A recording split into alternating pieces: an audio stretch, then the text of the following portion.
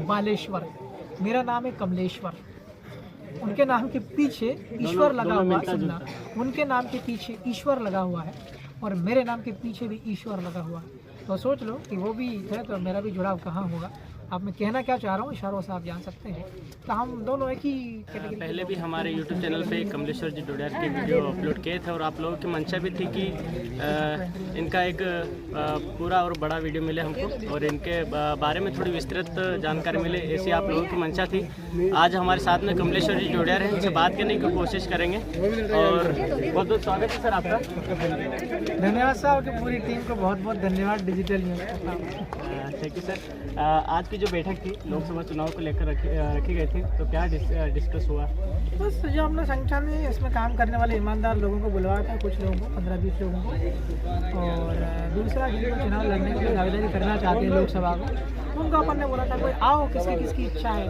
तो मीटिंग जो हमारी अपेक्षा थी 20-30 लोगों की, सिर्फ मेन कोर की, तो यहाँ 50 से ज़्यादा जनसंख्या, बहुत शानदार सफल मीटिंग रही। मैंने आपका पहले एक वीडियो डाला था, उस पर बहुत सारे कमेंट्स आए थे कि कमलेश्वर जी डोडियार ने इतना बड़ा संघर्ष किया, तो आखिर कैसे किया, क्या चुनौतियाँ रही आपके सामने, विधायक का सफर कैसे तय? सर वैसे मेरा हैसियत तो नहीं थी राजनीति में आने की। मेरे पिताजी बूढ़े हैं, उनकी उम्र मेरे ख्याल से 65 से पार है, 70 के करीब है। उनके दोनों हाथ फ्रैक्चर है, टूटे हुए हैं, काम नहीं करते हैं। और मेरी माँ का शरीर जला हुआ है, चिमनी विस्फोट हो गई थी केरोसिन वाली, पूरा शरीर जलने में उनका आगे। तो उसके बाद भी मतलब संघर्ष करती, मतलब मेहनत मजदूरी दूसरों घरों में। ज़मीन हमारे पास में है नहीं, एक 100 बीघा ज़मीन आई, एक भाई की हिस्से में। खेती हमारे पास में है नहीं और बाकी बहुत गरीब है। तो हम बाहर गुजरात, कोटा, सूरत इस टाइप से, मतलब राजस्थान गुजरात में मजदूरी करके, तो मेरे को ये प्रेरणा मिली है मेहनत करते रहना, ये अपने माँ बाप से। और राजनीति में आने की प्रेरणा मेरे को बराक ओबामा से मिली थी, मैं राष्ट्रपति रहे 2 टाइम की। तो तब से लगातार मैं मैदान, चुनौतियाँ बहुत आई मेरे को।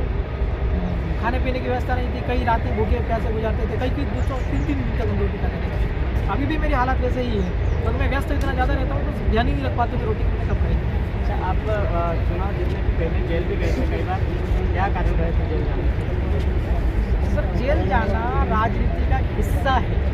जो कभी जेल नहीं गया है तो सच राजनीति उसको नहीं कह सकते हैं, बिल्कुल। तो जब संघर्ष करोगे, लोगों के लिए लड़ोगे, तो निश्चित तौर पर जो आपकी सत्ता पक्ष है, सत्ता वाली पार्टी, वो आपके खिलाफ में कानूनी कार्रवाई करेगी। और आपने अगर एक भी आंदोलन नहीं किया, लोगों के लिए आवाज़ नहीं उठाई, तो फिर आप नेता बन जा रहे हो, तो इससे कहीं ना कहीं थोड़ा सा हो जाता है। और हम तो खुश हूँ मैं कि मेरे खिलाफ 18 मुकदमे और कई सारी प्रतिबंधात्मक कार्रवाइयाँ हैं। 12 बार मैं जेल गया हूँ, तो मैं तो वही इसका योगदान गिनाता हूँ मैं कि हाँ मैंने ये भी किया है कि लोगों के लिए लड़ा, मेरे खिलाफ मुकदमे हुए, मुझे जेल में डाला, जेल के अंदर सताया, पुलिस ने लाठी बरसाई, बहुत कुछ हुआ मेरे साथ में, लेकिन फिर भी मैं खुश हूँ कि ये होता ही है जेल पे। आप पढ़ाई कर रहे थे और पढ़ाई से बिल्कुल मन हटाकर राजनीति में एकदम से? नहीं, मेरा पढ़ने में वही यही था कि पैसे वैसे मिलते नहीं थे। हम छात्रावास से सरकारी होटल में पढ़ते थे। सरकारी होटल में पढ़ने के बाद भी हमको खाना बाहर से बनाना पड़ता था, तो आटा नहीं मिलता, आटा ख़त्म हुआ तो सब्ज़ी ख़त्म हो गई, सब्ज़ी की लाए तो उसमें तेल नहीं है बघारने का, सब्ज़ी मसाला वगैरह, हल्दी वल्दी, लहसुन प्याज, ये तो हमने देखा ही नहीं स्टूडेंट लाइफ में। वो जिसके पास थोड़े पैसे वही ये लहसुन प्याज और मसाला डालता है। तो बहुत बुरे दौर से गुजरा हूँ मैं, और पढ़ाई तो कई बार मेरी छूटी उठी। मैं सोचो मैं 33 ईयर्स मेरी एज है। आप विधायक बनते ही मोटरसाइकिल से रतलाम से भोपाल गए था विधानसभा में, तो आपके पास तो 4 जिला पंचायत सदस्य हैं जो जीते हुए हैं और कई सारे सरपंच हैं, तो आप लोगों ने उनकी हेल्प छोड़कर अकेले गाड़ी पर जाना नहीं, हेल्प ली थी, यहीं पे खड़ा हो गए लड़के साथी हमारे केशवी राम जी ने नाम, उनको 2-3 बार फ़ोन किया, वो शायद कहीं काम किया, वो थके हुए थे, वो सोए हुए थे। बोले सर मैं अभी सोया हूँ, मैं अभी उठा हूँ 11 बजे। वो ऐसा बोले, मेरा व्यक्ति थका हुआ है, नहीं अवेलेबल, तो चलो भाई। एक और साथी हमारे जिला पंचायत के थे, चंदू मेड़ा करके, उनको फ़ोन किया, बोला मैं तो इधर क्या बोलते हैं बेड़दा तरफ में निकल आया हूँ, मुझे समय लगेगा। और मुझे उस दिन क्या है जल्दी जाना था, क्योंकि विधानसभा 4 बजे तक चलती है। तो मैंने सोचा जब 11 बज चुकी है, 11:30 बज गई थी, तो मैं मोटरसाइकिल लेकर और ये हुआ था। और सच में मैं गरीब हूँ, नहीं थी गाड़ी तो नहीं थी, अब खरीद के तो मैं कल तो गाड़ी ला जाऊँ खरीद के। मैं आपने विधानसभा सत्र में पहले आपकी जो बैठक हुई थी उसमें मध्य प्रदेश का मुद्दा उठाया था, तो बहुत सारे लोगों ने उस चीज़ को लेकर विरोध भी किया था कि भिल प्रदेश बनेगा तो बहुत सारे लोग यहाँ से कहाँ पर जाएंगे, कैसे, मतलब जैसे अन्य समाज के भी लोग यहाँ पर निवास करते हैं। भिल प्रदेश 4 राज्यों को मिलकर बनेगा, तो क्या किस तरह से देखते हैं आप भिल प्रदेश? अगर भिल प्रदेश राज्य बनता है तो सारे आदिवासियों की समस्याओं का समाधान बहुत जल्दी होगा। भिल प्रदेश बनता है तो जो गैर आदिवासी लोग हैं, दलित, पिछड़े, माइनॉरिटी, बनिया, ब्राह्मण, चाहे वो राजपूत किसी भी समाज का हो, इन सभी लोगों का ज़्यादा भला भिल प्रदेश बनने के बाद सबका फायदा होगा। आदिवासियों को क्या क्या फ़ायदा होगा भिल प्रदेश बनने से, थोड़ा इसके बारे में थोड़ा विस्तृत बताएं। इससे तो क्या है कि हमारा जो सर्विस वाला मामला है, जैसे प्रशासन चलाना है, तो आदिवासी लोगों की ज़्यादा हिस्सेदारी होगी इसमें, राइट। और आदिवासी लोग जाएंगे उन पदों पर तो आदिवासी लोगों की समस्याओं को, उनकी बोली भाषा, उनकी समस्याएं क्या है, वो लोग ज़्यादा अच्छे से समझ पाएंगे। जो जनप्रतिनिधि बनेंगे भिल प्रदेश बनने के बाद में, विधायक हैं, सांसद हैं, है ना, मुख्यमंत्री हैं, ये लोग जो बनेंगे तो इसमें आदिवासी को ही बनने का मौका मिलेगा, क्योंकि ज़्यादा सीटें आदिवासी की रहेगी, इसलिए आदिवासी बन जाएगा, है ना। इससे क्या होगा कि ऑटोमेटिकली वो तो फायदा होगा जी। आपके समाज का मुख्यमंत्री है तो वो आपके समाज के लिए ज़्यादा करेगा ही करेगा, और अन्य समाज के लिए भी करेगा। शिवराज सिंह जी चौहान थे बीजेपी के, राइट, वो किरार पिछड़े वर्ग में आते थे, उनने भी दूसरे समाज के लिए बहुत भला किया।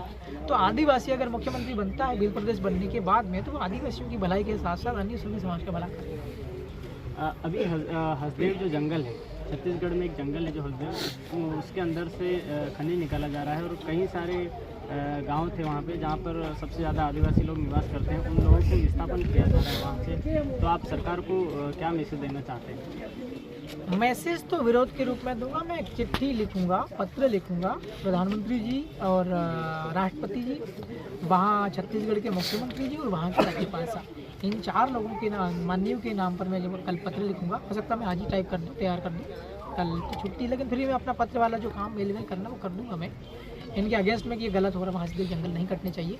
कोयला आपको निकालना है तो कहीं और देख लीजिएगा, वहाँ जंगल बर्बाद मत करो, पर्यावरण खराब होगा, आदिवासी लोगों की ज़िंदगियाँ खराब होगी, पीढ़ियाँ भटकेगी, अटकेगी, कहाँ उनका जीवन कहाँ जाएगा। और दूसरा, अभी तक मैंने भी कोई इसी प्रदर्शन में शामिल नहीं हो पाया, बहुत कष्ट होने की वजह से। सैलाना में हम लोग आपत्ति दर्ज करवाएंगे उसके खिलाफ, हसदेव जंगल की कटाई के खिलाफ, नहीं करना चाहिए। यहाँ पर जहाँ पर आपने बैठक रखी है, मामा बालेश्वर दयाल की ये कर्मभूमि है, यहाँ पर मामा बालेश्वर दयाल का जो मूर्ति और यहाँ पर जो लोग आते हैं, हर साल यहाँ पर मेला भी लगता है, उनको यहाँ पर अच्छी सुविधाएं नहीं मिलती है, जबकि बहुत यहाँ पर लोग, बहुत सारे श्रद्धालु आते हैं। तो क्या मामा बालेश्वर दयाल के इस धरती पर क्या कुछ ऐसा आश्रम वगैरह बनाने के लिए कुछ से मांग रहे हैं? देखो, यहाँ पर 2-3 चीज़ें मैं करने वाला हूँ। मामा बालेश्वर दयाल के नाम से जितनी भी, मतलब उनके आश्रम के नाम से, राइट, मामा बालेश्वर दयाल का मतलब होता है समाज सुधारकारी, राइट, समाज सुधारकारी का मतलब होता है समाज। तो उस आश्रम के नाम पर कितनी बीघा, कितने हेक्टेयर ज़मीन है, वो सारी मैं देखूंगा किसके कब्जे में है, कब्जे हटवाऊंगा और उसको कब्जे से मुक्त करूंगा।